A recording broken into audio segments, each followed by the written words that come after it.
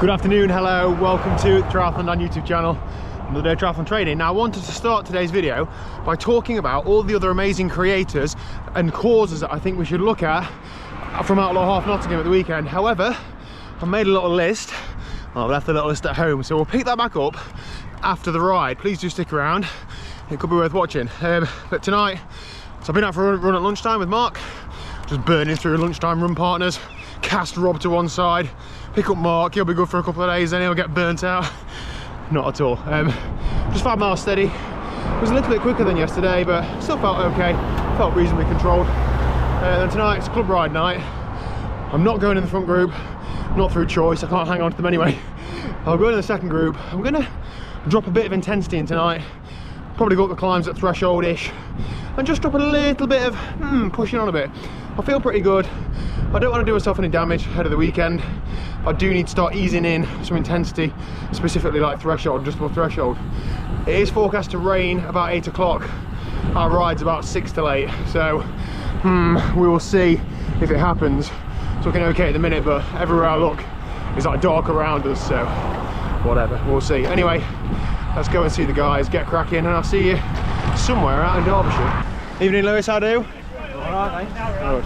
Lewis and I are racing next Friday at Crit at Lichfield. We're in the same race. I told Lewis my race plan. I'm not going to shout in here because people watching. Lewis, I looked at my training peaks today from the last time we raced at Lichfield. I'd like to review my race plan. The first 5 minutes last time was 390 watts, and me and you weren't exactly off the front, were we? So I think I might need to sit in for the first 10 minutes or so. All right. Yeah, we're going to give it a good go. Oh man, I can't wait to check those stats. Just got up the first climb, like flat out. That was good fun. James, we don't see you for ages. Let me see you 2 nights on the trot.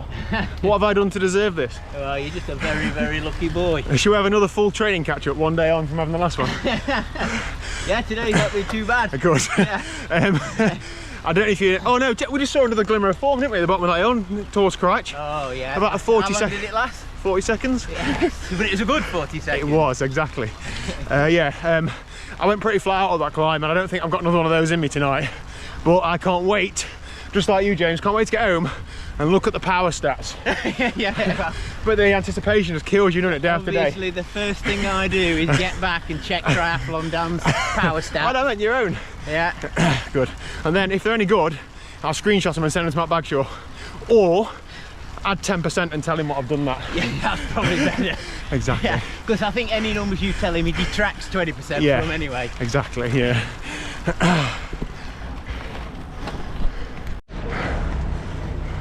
Sags, I thought you were riding with front group tonight. Have they left you? I waited for Whitey. Do you know if you had aero socks on, you'd have been with them? Right. Come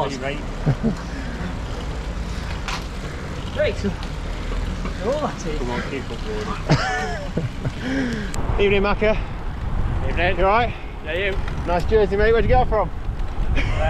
Mallorca. You treated yourself to a jersey, did you? Yeah, posted that with me. For those that didn't watch the Mallorca videos, I can understand why. They were boring, no, joking. Macca went to Spain and forgot his kit. Yeah. Remembered bike and everything else, didn't you? But yeah, absolutely. so he had to treat himself to new wardrobes, and now he's getting his money's worth and wearing his Tolo's kit on every club ride. Got a new bike coming, haven't you, Macca? I have, checked me down. Yeah, very nice. Built at the minute. I can't wait to see it. Just getting some fancy handlebars on you. Yeah. It's all integrated and adjustable and whatever else. Absolutely. Yeah, we'll have to do a new bike spec video when you get it. Yeah, definitely. Wicked. Definitely. I was thinking about leaving the kit in Spain, one of my friend's house. Yeah. Won't make the same mistake twice. No. Oh, nearly home. Just got caught out in the rain. Just had 5 or 10 minutes of it spitting. Unlucky, but it was forecast. I'm so excited to get home and look at these power numbers. Honestly, feels like I've had weeks and weeks of just being tired. So to finally back off a little bit, have a bit of freshness and push on and see what I can do. I mean, saying that, I don't want to get too excited. If it isn't very good, I'll just delete this clip, but let's go and have a look. Sorry, let's wait for Liz to stop blowing her nose. Get out of the way. She's coming here to check because I said I was quite wet because it rained on the way home. She said, right, don't sit on the sofa then. So she's coming here to check that I'm not sat on the sofa. Is that what you were doing? Yeah. Nightmare. Anyway, so let's have a look at the power stats. Now, I was perhaps getting a little bit excited, but I'm going to say that I'm still excited.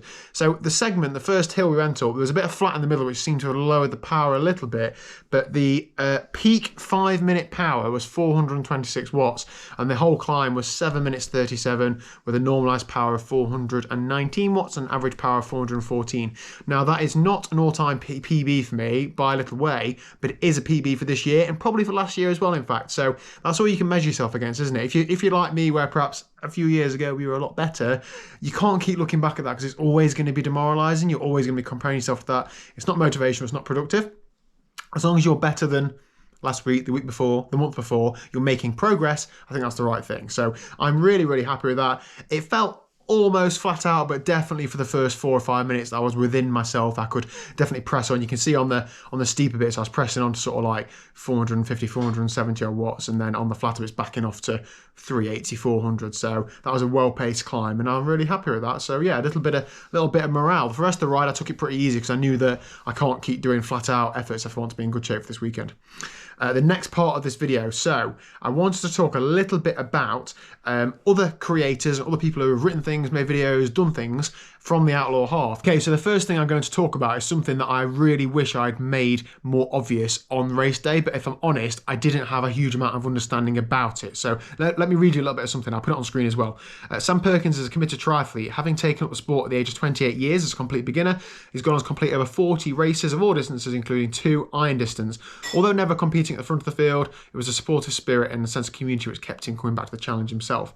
And then at the age of 37, Sam received the devastating diagnosis of motor neurone disease. And I'll leave you to read through the rest of that bit if you want to.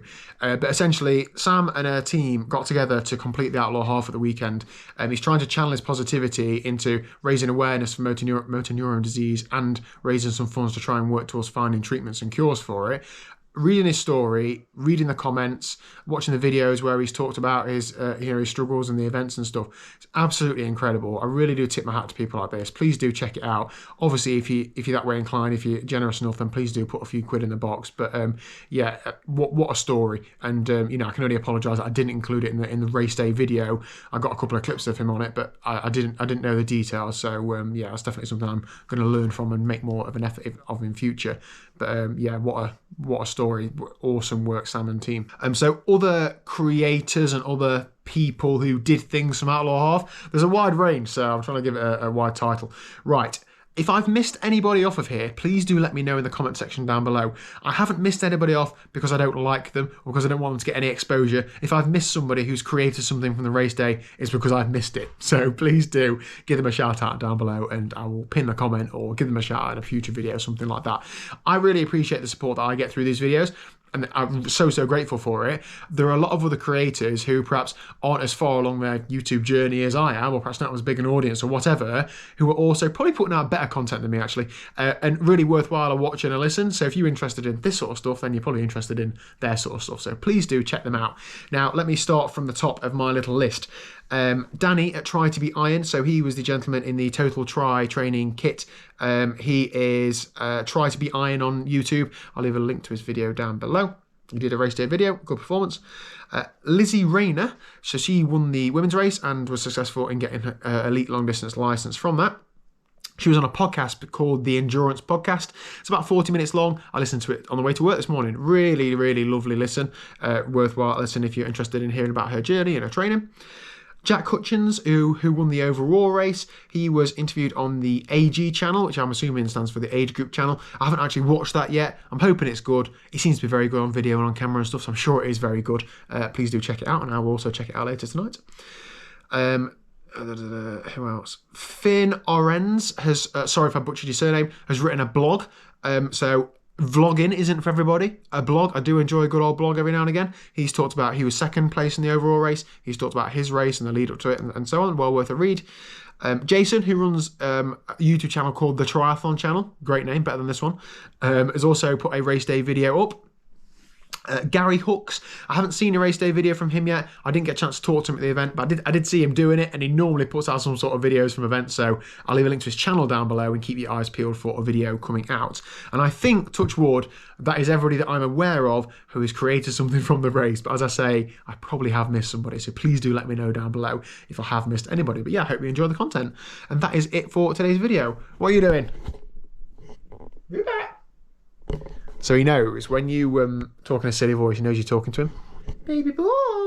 Oh, he's so gorgeous. Good boy. Yes, we should have done. Anyway, stop being so weird with this cat.